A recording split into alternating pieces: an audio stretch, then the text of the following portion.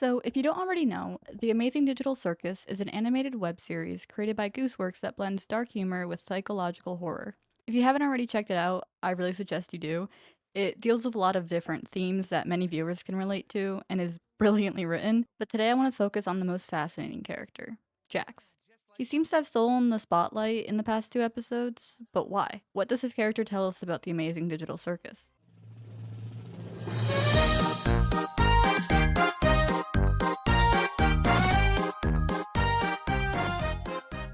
At first glance, Jax just seems like the classic douchebag character, the one that mocks everyone, causes chaos, and seems to enjoy everyone else's discomfort. But the more we learn about Jax, the more complicated he becomes. Jax's avatar resembles an anthropomorphic rabbit with purple fur, pink overalls, and an exaggerated cartoonish bright yellow eyes and mouth. Despite being the only current animal like character we see, his avatar doesn't stray too far from the other members.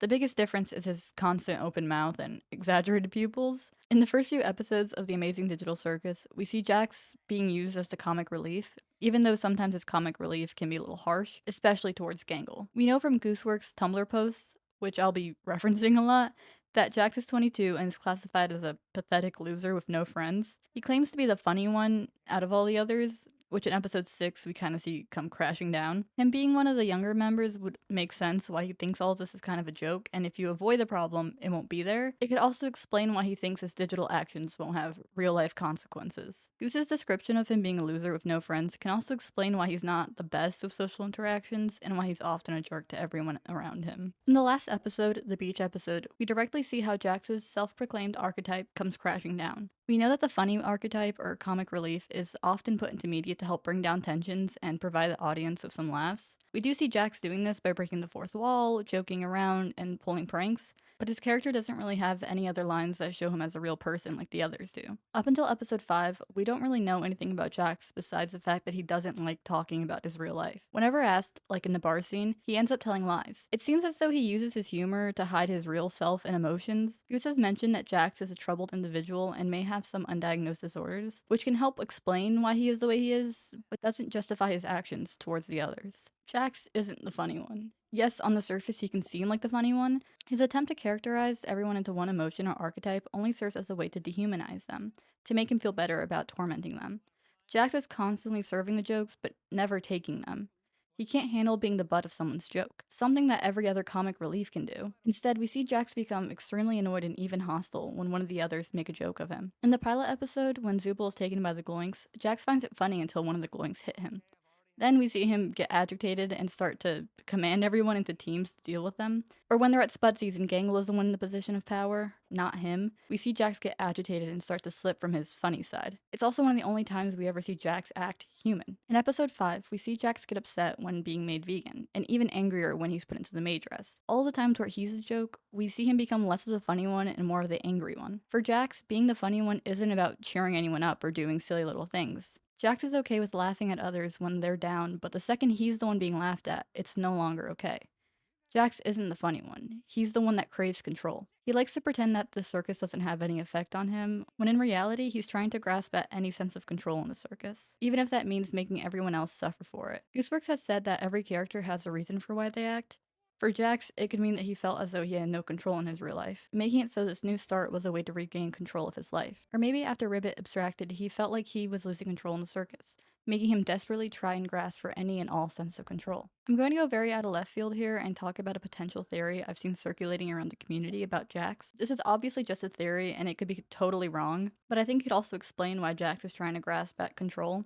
Gooseworks has answered plenty of questions regarding Jax, but there were two that stood out to me. First, someone asked why Jax targets the girls, to which Gooseworks responded with he has some issues he hasn't worked out with himself yet, and that Jax would respond complicated to being called cute. These two may seem very surface level and easy, and can have various interpretations, like the fact that Kinger just wouldn't get his jokes, or that the circus is just simply more girls and guys, or even that he just sees them as easier targets. In my opinion, I think he might just have internalized thoughts about women or gender identity as a whole. I have seen theories about him being trans, and whilst that isn't out of the picture, obviously, there's just not enough evidence to support it currently. I think it would make more sense that Jax has some issues with his own masculinity, potentially even being bullied about it in the real world. We know that the rooms of the characters are meant to reflect their insecurities. For example, Zubal's is full of mirrors, and Pomni's is full of huge furniture and kids' toys. Jax's room resembles a little girl's room. There's pink and purple, childlike furniture, with pastel colored rainbows and clouds. Pomni's room is supposed to represent being viewed as childlike, so I don't think that Jax's room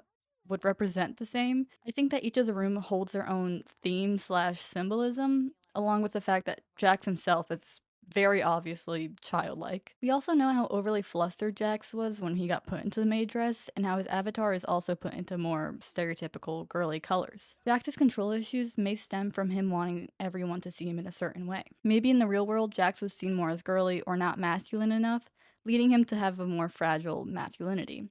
In the circus now, he wants to be portrayed a certain way. We even see him mention it when him and Pomni are stargazing, saying that his avatar was peak This is masculinity. what peak male performance looks like. I have also seen a theory that Jax's room is pink and girly to show that he hit a little girl. Now, call me a hater, but I don't think that his room is meant to represent that. It just wouldn't make that much sense. We've only seen Pomni and Zubal's room so far, but still just wouldn't make sense for their rooms to represent their insecurities, and then for Jax's room to represent a traumatic event he caused. Also, if he killed a little girl, how is he in the circus? In episode 7, when Jax has his mental breakdown and we see the flashbacks to his real life, we see scenes of him driving in a house with a slow children at play sign. I've seen a lot of speculation saying that Jax might have murdered a kid in a freak accident whilst driving. Whilst I can see why people think that, I just don't think it's possible. I mean, for starters, we know they all entered the circus through a headset. And if that's the case, then how did Jax get into the headset after committing the crime? And how did he know it would take him there? I just think there's too many reasons why that couldn't be possible for the theory to make sense. People have also been speculating that Jax is an AI. Whilst it's not out of the picture, I just don't see what good it would be to make his character an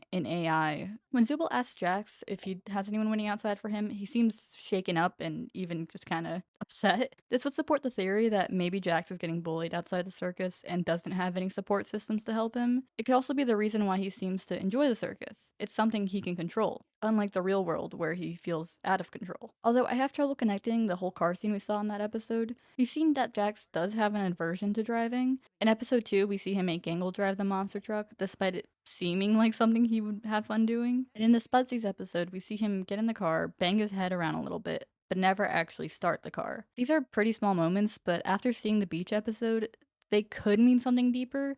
Again, I'm not sure how that connects to Jax's character. I won't even pretend to know. So if you have any thoughts or theories, please let me know. Thematically, Jax represents a lot, but it definitely isn't about humor. It's about what happens when you try to control the world around you and how quickly someone can lose their humanity. He's also a prime example of having tragic things happen to you doesn't excuse you being an asshole. Some fans love Jax because he's entertaining, unpredictable, and funny. Others despise him because he represents emotional abuse and exploitation. Jax is intentionally uncomfortable. He's not meant to be a role model, he's meant to provoke discussion. He's a deeply layered character who represents apathy, control, and the dangers of emotional detachment. And in a world like the digital circus, that might just be as dangerous as losing your mind entirely. Please let me know what you guys thought about this video, any theories you may have, and your thoughts on my thoughts. I would love to make more videos discussing theories of the digital circus. If you have any suggestions or characters you want to see me cover, or any theories you want to see me cover, please let me know. I would love to do it. Now, I have to go make sure I don't abstract.